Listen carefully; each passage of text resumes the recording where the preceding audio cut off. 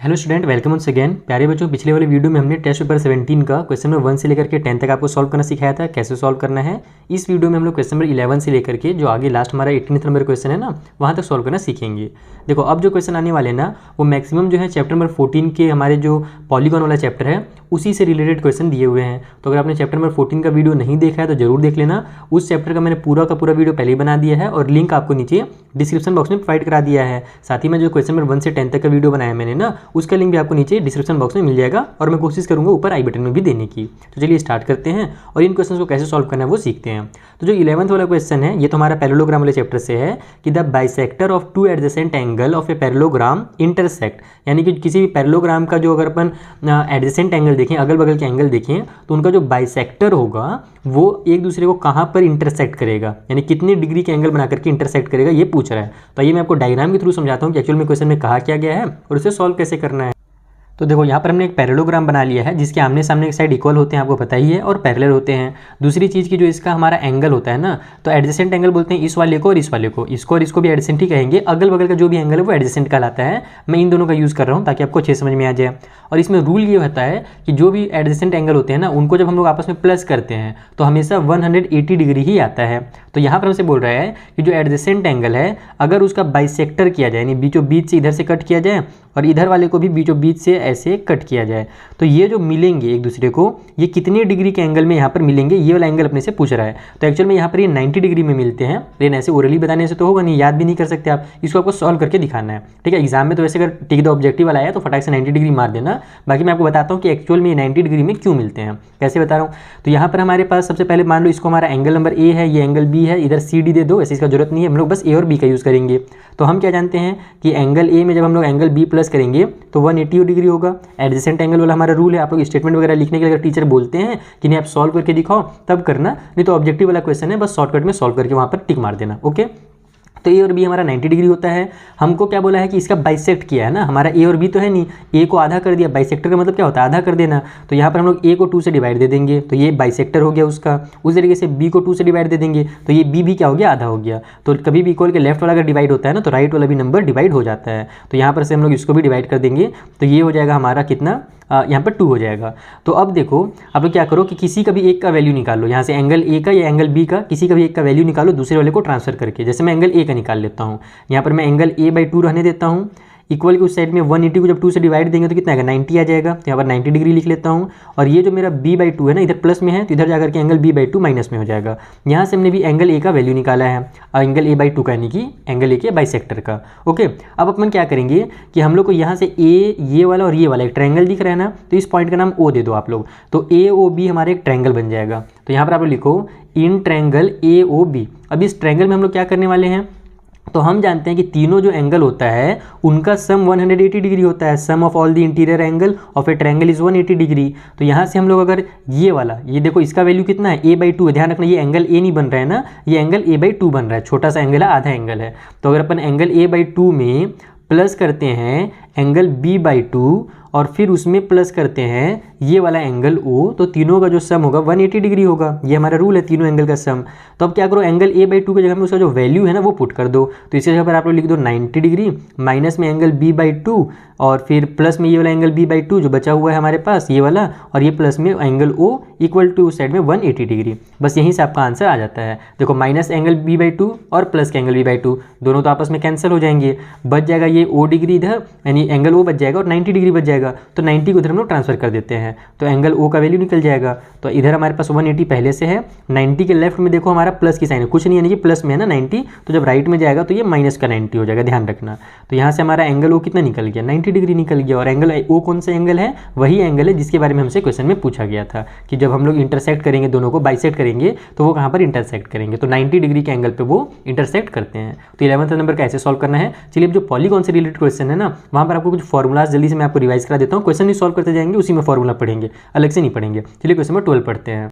तो 12th वाले में बोल रहा है कि how many diagonals are there in a hexagon, यानी एक हेक्सागन में कितने डायगनल्स होते हैं। हेक्सागन किसको बोलते हैं, एक ऐसा बंद पॉलीगॉन जिसके टोटल 6 साइड होते हैं ना, उसको ही हेक्सागन कहा जाता है। वहाँ पर आपको ऑक्टागन है ना, बहुत सारी चीज़ दिए हुए थे पॉलीगॉन चैप्टर में, आप लोग एक बार उसको रिवाइज जरूर कर लेना। तो हेक्सागन जिसको बोलते हैं जिसके 6 साइड होते हैं। तो हमसे बोल रहा है कि हाउ मैनी डायगनल्स, यानी कितने डायगनल्स होंगे एक हेक्सागन में। तो इसको आप लोग एग्जाम में बैठ करके ड्रॉ करने मत बैठ जाना कि ड्रॉ करेंगे हेक्सागन फिर डायगनल बनाएंगे, तो उसमें टाइम बहुत ज़्यादा वेस्ट हो जाएगा। इसका ये मैं आपको फॉर्मूला बताता हूँ कैसे निकाला जाता है। तो देखो किसी भी पॉलीगॉन में, चाहे वो हेक्सागन हो, पेंटागन हो, कोई सा भी पॉलीगॉन हो, उसका अगर आपको नंबर ऑफ डायगनल निकालना है तो वो ये फॉर्मूला वर्क करेगा वहाँ पर n ब्रैकेट में n-3/2। n का मतलब क्या है, नंबर ऑफ साइड, यानी उसमें कितने साइड है। अगर हेक्सागन है तो 6 साइड है, पेंटागन है तो 5 साइड है, तो n की जगह पर जो वैल्यू है वो बदलते रहता है। तो यहाँ पर हम लोग के पास हेक्सागन, इसलिए हम लोग n की जगह पर 6 रखेंगे। ब्रैकेट के अंदर ये वाला 6 माइनस में 3 हो जाएगा, डिवाइड बाई में 2 आ गया। तो ये हो जाएगा हमारा 6 मल्टीप्लाई में 6 - 3 यानी कि 3 डिवाइड बाई में 2, तो 2 1 जा 2, 2 3 जा 6 हो जाएगा, और फिर 3 3 जा 9 हो जाएगा। यानी कि किसी भी हमारे पास अगर कोई भी हेक्सागन दिया हुआ है तो उसमें टोटल जो डायगनल्स होंगे ना वो 9 होंगे। इस तरीके से आपको ये फॉर्मूला याद रखना है और इस क्वेश्चन को सॉल्व करना है। चलिए नेक्स्ट क्वेश्चन किया जाए।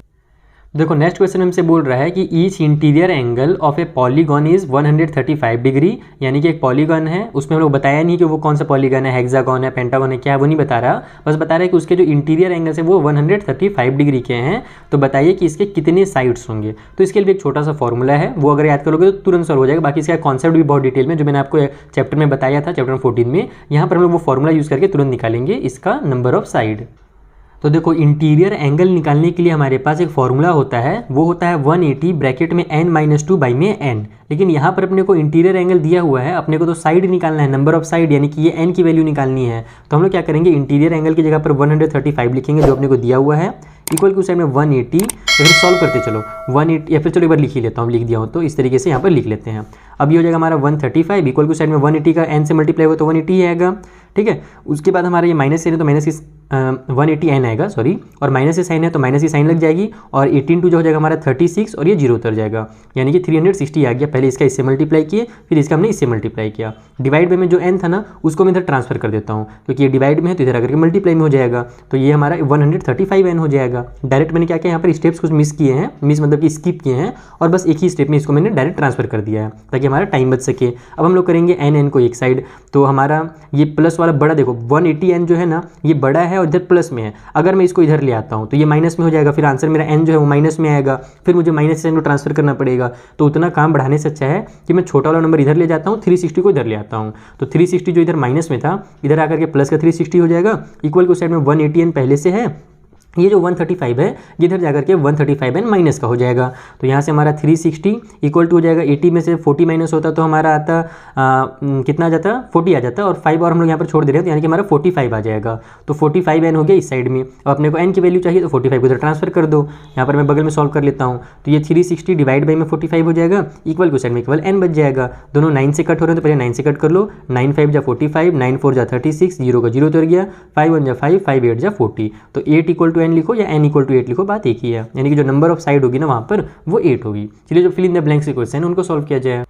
तो देखो जो फिल इन द ब्लैंक्स के क्वेश्चन है वो 3 पार्ट में हमको डिवाइड करके दिए गए हैं, 14, 15 और 16। तो हम लोग 14 थोड़ा सॉल्व करते हैं। यहाँ पर बोल रहा कि for a convex polygon of n side we have, यानी एक कॉन्वेक्स पॉलीगॉन में ये चीज़ अपने को बतानी है। तो कॉन्वेक्स और कॉन्केव के बारे में आई होप आपने पढ़ा होगा चैप्टर 14 में, नहीं पढ़ा तो जल्दी से मैं आपको रिवाइज करा देता हूँ कि कॉन्केव पॉलीगॉन ऐसे पॉलीगॉन होते हैं जिसका कोई ना कोई एक एंगल जो होगा ना वो 180 से ज़्यादा होगा। 180 से अगर ग्रेटर एंगल है हमारा कोई भी एक किसी भी पॉलीगॉन में तो वो हमारा कॉन्केव पॉलीगॉन कहलाता है। और कॉन्वेक्स पॉलीगॉन ऐसे होते हैं जिसके जितने भी एंगल रहेंगे सभी 180 से छोटे ही रहेंगे, 180 से बड़ा कोई नहीं रहेगा। ओके, तो यहाँ पर अब इसके लिए हमसे कुछ क्वेश्चंस दिए गए हैं कि sum of all exterior angle, यानी किसी भी पॉलीगॉन में जो हमारा एक्सटीरियर एंगल का जो सम होता है ना, पूरे चारों के चारों जितने भी वहाँ पर एंगल बने हुए हैं तो उनका अगर सम निकालोगे तो 360 डिग्री ही आएगा। तो यहाँ भी 360 लिख लो और यहाँ भी आएगा, लेकिन इसमें बाद में बताऊंगा। पहले यहाँ पर हम लोग सॉल्व करते हैं सेकेंड वाला।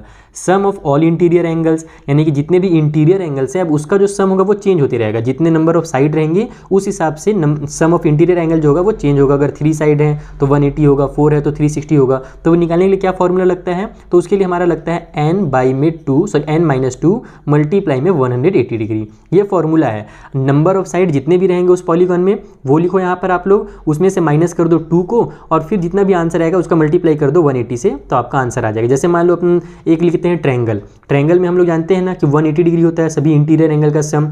तो यहाँ पर n की जगह पर आप लोग 3 रखो अपने दिमाग में, क्योंकि हमारे ट्रायंगल में कितने साइड होते हैं, 3 होते हैं ना। तो यहाँ पर 3 रखो, 3 में से 2 माइनस करोगे तो 1 आएगा, 1 का 180 से मल्टीप्लाई करोगे कितना आएगा, 180 आ जाएगा। तो देखा आपने, यहाँ पर हमारा आंसर आ रहा है, यानी कि यही हमारा फॉर्मूला बिल्कुल सही है। ठीक है, अब नंबर ऑफ डायगोनल्स में आ जाते हैं। तो नंबर ऑफ डायगोनल्स का अभी मैंने आपको फॉर्मूला बताया क्या था, n फिर ब्रैकेट में n-3 डिवाइड बाई में 2। किसी पॉलीगॉन में अगर आपको नंबर ऑफ डायगोनल निकालने हैं तो ये वाला फॉर्मूला लगाओ आप लोग, n फिर ब्रैकेट में n-3 डिवाइड बाई 2, आपको नंबर ऑफ डायगोनल जो है वहाँ से मिल जाएगा। ओके, अब आगे चलते हैं हम लोग, अगला क्वेश्चन पढ़ते हैं। यहाँ पर बोल रहा है कि रेगुलर पॉलीगन जो है जिसमें n साइड है, तो उसके लिए आप लोगों को क्या क्या करना पड़ेगा। रेगुलर पॉलीगन पहले समझो कि रेगुलर पॉलीगन क्या होता है। तो एक ऐसा पॉलीगन जिसके सभी के सभी एंगल और सभी साइड आपस में इक्वल हों, उसको ही रेगुलर पॉलीगन कहा जाता है। फॉर एग्जांपल अगर मैं एक ट्रायंगल लेता हूँ तो ट्रायंगल में तीनों ट्रायंगल तो बहुत सारे टाइप के होते हैं, लेकिन मैं इक्विलेटरल ट्रायंगल लेता हूँ। इक्विलेटरल ट्रायंगल में क्या होता है, तीनों साइड आपस में इक्वल होते हैं, तीनों एंगल 60 डिग्री के होते हैं। या फिर अगर मैं स्क्वायर लेता हूँ तो स्क्वायर में चारों साइड आपस में इक्वल होते हैं और एंगल भी 90 डिग्री का बनता है। तो ये सब जो पॉलीगन बनते हैं ना, इनको ही कहा जाता है रेगुलर पॉलीगन। अब इसमें भी हमारे पास कुछ क्वेश्चन दिया हुआ है। तो पहला वही है कि sum of all exterior angle, तो मैंने बताया जैसा कि आपको sum of all exterior angle in a polygon is 360 degree होता है। और sum of all interior angle, तो यहाँ पर भी आपको क्या करना है, interior angle sum of all interior angle के लिए उसका फॉर्मूला लगा देना है। तो वो हो जाएगा हमारा n/-2 मल्टीप्लाई में 180, यानी कि जितने भी हमारे पास साइड्स हैं उनमें से आप लोग 2 को माइनस करो और 180 से मल्टीप्लाई करो, तो आपको sum of all interior angle मिल जाएगा। अब आ जाते हैं हम लोग 16 नंबर वाले क्वेश्चन के पास। यहाँ पर जो पहला क्वेश्चन है इसमें बोल रहा कि each interior angle of a regular octagon is blank degree, यानी रेगुलर ऑक्टागन हमारे पास है तो उसके जो इंटीरियर एंगल होंगे वो कितने डिग्री के होंगे। तो हमने यहाँ पर ये फॉर्मूला देखा ना, इंटीरियर एंगल निकालने के लिए हम लोग क्या करते हैं n-2। वैसे हम लोग को सॉरी यहाँ पर ईच बोल रहा है ना, एक एक इंटीरियर एंगल बताना है। तो इसको कैसे सॉल्व करना है, फॉर्मूला हम लोग कैसे लगाएंगे, आइए मैं आपको कॉपी में समझा देता हूँ। तो देखो, जो मैंने भी आपको क्वेश्चन नंबर 13 में फॉर्मूला बताया था कि इंटीरियर अगर निकालना हो अपने को किसी भी पॉलीगन का, तो वहाँ पर हम लोग 180 ब्रैकेट में n-2 डिवाइड बाई में n करते हैं, और n का मतलब होता है नंबर ऑफ साइड। वहाँ पर हम लोग नंबर ऑफ साइड निकाले थे, n का निकाले थे, इंटीरियर एंगल दिया हुआ था। यहाँ पर हम लोग इंटीरियर एंगल निकालेंगे, तो ये हो जाएगा हमारा देखो 180। फिर उसके बाद हमारे पास ब्रैकेट में कितना है, तो n की जगह पर हम लोग क्या रखें, तो ऑक्टागन है। ऑक्टागन में मतलब क्या होता है, जिसके 8 होते हैं साइड, टोटल अगर 8 साइड है तो उसको ऑक्टागन कहा जाता है। तो n की जगह पर अपन 8 रखेंगे, 8-2 हो जाएगा, डिवाइड बाई में फिर n है तो यहाँ पर भी हम लोग 8 रख देंगे। तो ये हो जाएगा हमारा 180, यहाँ पर मल्टीप्लाई हो जाएगा हमारा, 8 में से 2 माइनस होकर के 6 आ जाएगा, डिवाइड बाई में 8 आ गया। अब हमारे इसको कट कर लेते हैं, जो हमारा कट हो रहा है फटाफट। ये मेरा 4 से नहीं करेंगे हम लोग, पहले इसको 2 से ही करते हैं। 2-4 जा 8, 2-3 जा 6, फिर 2 से 2-2 जा 4, उसके बाद ऊपर में हमारे पास 2-9 जा 18 और 0 का 0 उतर गया। फिर 2 से उड़ा दो इसको एक बार, 45 टाइम पे ये कट हो जाएगा। तो अब हम लोग इसका मल्टीप्लाई करके आंसर निकाल लेते हैं। 3-5 जा 15 का 5 हो गया, कैरी हो गया 1, 12 और 1 हो जाएगा 13, यानी कि 135 डिग्री जो होगा वो होगा इंटीरियर एंगल किसी भी ऑक्टागन का, रेगुलर ऑक्टागन का। तो ये आपको फॉर्मूला वगैरह जो है ना याद करने हैं। चैप्टर नंबर 14 का एक फॉर्मूला के लिए देखो पतली सी कॉपी ले लो। वैसे तो इस बुक में बहुत सारे फॉर्मूलाज हैं, आप क्या करना, जैसे मैं क्लास 10 में जब था तो मैं ये करता था कि जितने भी फॉर्मूलाज रहते थे ना उनको मैं एक एक पेज में, यानी कि जो भी चैप्टर है चैप्टर वाइज वहाँ पर लिख लेता था और फॉर्मूला को अपने हिसाब से लिखता था। जरूरी नहीं जैसा बुक में दिया वैसे ही लिखूँ, मैं आगे पीछे करके अपने समझ करके उसको बनाता था। उससे जब भी मेरे को रिवीजन करना रहता था ना तो मैं कॉपी के पेजेस पलटता और तुरंत मुझे रिवाइज हो जाता था। तो आप भी उसी तरीके से कर लो, क्योंकि बहुत सारे फॉर्मूलाज हैं, आप कंफ्यूज हो सकते हो। ओके, फिर जो अगला क्वेश्चन है उससे सॉल्व करिए जाए। तो देखो, जो सेकंड क्वेश्चन है वहाँ पर हमसे बोल रहा है कि sum of all interior angles of a regular hexagon blank दिया हुआ है, यानी कि एक हमारे पास हेक्सागन है जिसके 6 साइड होते हैं, उसके जितने भी इंटीरियर एंगल होंगे उसका सम कितना होगा। तो अभी मैंने आपको 2 बार फॉर्मूला बताया कि फॉर्मूला क्या है, किसी भी इंटीरियर एंगल का सम निकालने के लिए n-2 किया जाता है और मल्टीप्लाई कर दिया जाता है 180 डिग्री से। n यानी कि हेक्सागन में कितने साइड हैं वो लिखना है। तो हेक्सागन में कितने साइड होते हैं, 6 होते हैं। तो यहाँ पर हमारा हो जाएगा ये 6 माइनस में 2 मल्टीप्लाई में 180 डिग्री। तो 6 में से 2 माइनस होगा तो 4 आ जाएगा, 4 मल्टीप्लाई 180 डिग्री। तो 18 हमारा कितना होता है, 72 होता है, यानी कि 720 डिग्री जो होगा वो हो जाएगा रेगुलर हेक्सागन के जितने भी हमारे यानी कि एंगल्स बनेंगे ना उनका सम। तो ये हो जाएगा 720 डिग्री, इसका फाइनल आंसर। चलिए अगला क्वेश्चन सॉल्व किया जाए। तो देखो जो नेक्स्ट क्वेश्चन है वहाँ पर हमसे बोल रहा कि each exterior angle of a regular polygon is 60 degree, यानी कि जितने भी एक्सटीरियर एंगल है ना उनका जो सम बोल रहा हूँ, यानी कि जितने भी एक्सटीरियर एंगल है वो सभी कितने हैं 60 डिग्री के हैं। तो बताइए कि ये कौन सा पॉलीगन होगा हमारा, यानी हमारा हेक्सागन होगा, पेंटागन होगा, और जितने भी ऑक्टागन होगा कौन सा होगा। तो हम लोग क्या जानते हैं कि जितने भी एक्सटीरियर एंगल होते हैं उनका जो सम होता है वो 360 डिग्री होता है। तो हम लोग क्या करेंगे 360 को डिवाइड दे देंगे 60 से, तो अपने को पता चल जाएगा कि एक्चुअली वहाँ पर कितने साइड हैं, और जब अपने को पता चल जाएगा कि साइड कितने हैं तो हम लोग बता सकते हैं कि वो कौन सा पॉलीगन है। तो यहाँ पर इसको डिवाइड दे दो, 0 से पहले 0 काट दो, उसके बाद 6 1 जा 6, 6 6 जा 36, यानी कि टोटल वहाँ पर 6 साइड हैं, और अगर 6 साइड हैं तो वो क्या होगा, वो एक हेक्सागन हो जाएगा। तो यहाँ पर आप लोग हेक्सागन लिख दो। यहाँ पर मैंने डिवाइड ही क्यों किया, ये भी क्वेश्चन आएगा बच्चों के मन में। तो देखो यहाँ पर मैं कोई भी एक डायग्राम बना लेता हूँ, जैसे मालूम एक ये बनाता हूँ, क्या बोलते हैं, हमारा रेक्टेंगल बना लेता हूँ। तो रेक्टेंगल के हमारे जितने भी मान लो कि बाहर के जो साइड्स है हमारे पास, या फिर अंदर का मैं निकालने के बोलता हूँ, पहले मान लो हम लोग अंदर का निकालते हैं, यानी कि ये जो हमारे पास है एंगल, ये टोटल कितने बनते हैं, यहाँ पर 4 बनते हैं। मान लो क्वेश्चन में बोला है कि हमको पता नहीं कितने एंगल हैं, आप ये बताइए कि अगर एक एंगल 90 डिग्री का है तो जो वहाँ पर एंगल बन रहे हैं वो कितने एंगल बन रहे हैं। तो हम लोग क्या जानते हैं कि टोटल वहाँ पर 360 डिग्री का एंगल बनता है। तो 360 को जब हम लोग 90 से डिवाइड करेंगे तो कितना आ जाएगा, हमारा 4 आ जाएगा, यानी कि टोटल वहाँ पर 4 एंगल बनते हैं। उसी तरीके से यहाँ पर अपने को बस एक्सटीरियर एंगल दिया हुआ था कि बाहर में जो एंगल है टोटल उसका जो हमारा एक एक एंगल है वो 60 डिग्री का है, और हम जानते हैं कि सभी एंगल जो है रेगुलर पॉलीगॉन के इक्वल होते हैं। तो अगर एक 60 का है तो दूसरा भी 60 का होगा, जैसे यहाँ पर हमारा सभी 90 के रहते हैं। तो और टोटल अपने को पता है कि टोटल 360 का होता है, इसीलिए हमने डिवाइड किया। तो अपने को पता चल गया कि जो वहाँ पर साइड बन रहे हैं ना टोटल, यानी टोटल जो एंगल बन रहे हैं वो 6 है, यानी 6 साइड होंगे। तो हमारा ये जो होगा एक हेक्सागन होगा। ये हो गया थर्ड पार्ट। चलिए फोर्थ पार्ट कर दिया जाए। तो देखो जो अगला क्वेश्चन है थोड़ा कंफ्यूज करने के लिए बोल रहा है कि each interior angle is 108 degree, एकदम सेम टू सेम क्वेश्चन इसी टाइप से कि ईच एक्सटीरियर एंगल दिया था रेगुलर पॉलीगॉन का 60 डिग्री, वैसे यहाँ पर बोल रहा है कि जो इंटीरियर एंगल है वो 108 डिग्री के हैं। तो बताइए कि ये पॉलीगॉन कौन सा है।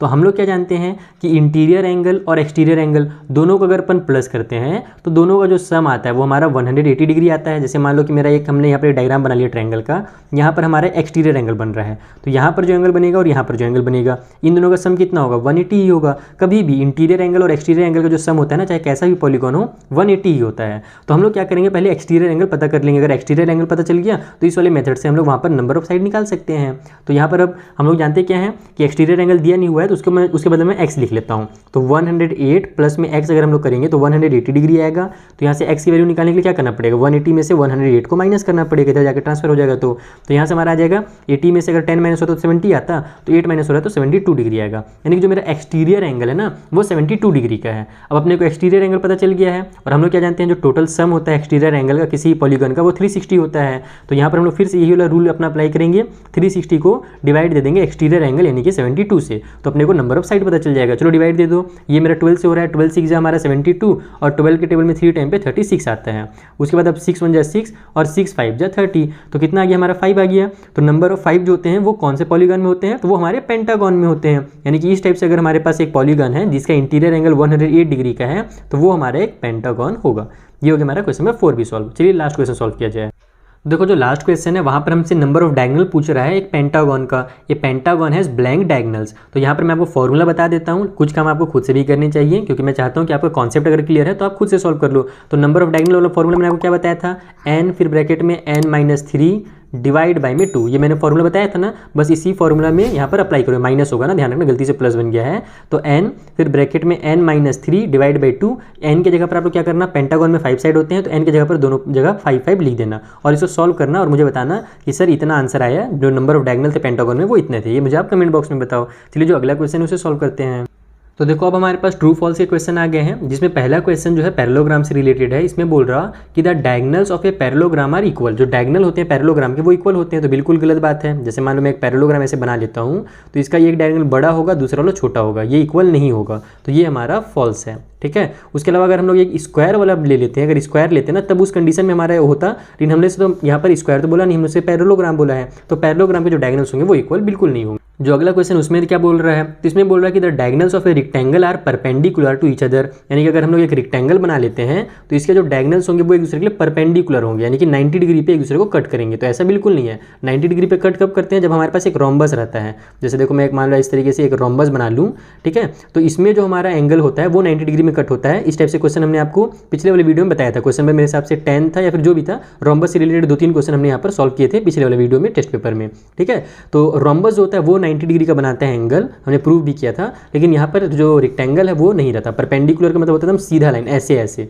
तो ऐसा रोम्बस में पॉसिबल है, रिक्टेंगल में नहीं है। तो ये भी हमारा फॉल्स हो जाएगा। उसके बाद थर्ड वाले में बोल रहा कि diagonals of rhombus bisect each other at right angle. तो वही चीज़ मैंने आपको भी समझाया कि जो डायगनल्स होते हैं रोम्बस के वो एक दूसरे को राइट एंगल में कट करते हैं, एक दूसरे के लिए एकदम परपेंडिकुलर होते हैं, सीधा सीधा होते हैं। तो ये सही बात है, ये ट्रू है। अगला बोल रहा है कि every rhombus is a kite, यानी जितने भी रोम्बस होते हैं वो काइट होते हैं। तो काइट क्या है, काइट किस फिगर को बोला जाता है, पॉलीगॉन। इसके बारे में आपने पढ़ा था कि देखो कुछ इस तरीके से जो हमारा डायग्राम होता है जिसके अगल बगल के यानी एडजेसेंट साइड जो होते हैं आपस में इक्वल होते हैं। जैसे ये वाला साइड और ये साइड आपस में इक्वल होगा, ये वाला और ये वाला आपस में इक्वल होगा, तो इसको काइट कहा जाएगा।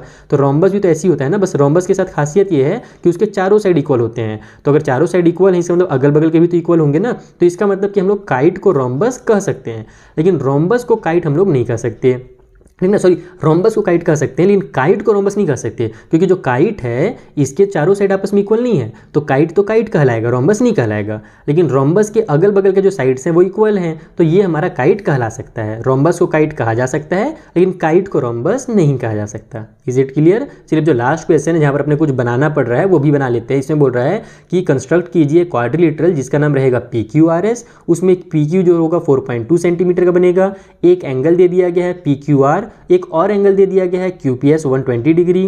फिर अपने को एक और साइड दे दिया गया है QR 5 सेंटीमीटर का और PS जो है वो 6 सेंटीमीटर का। तो चलिए पहले हम लोग इसका रफली डायग्राम बनाते हैं, देखते हैं ये कैसा बन रहा है, उसके बाद फिर इसको हम लोग एक्चुअल में बनाएंगे।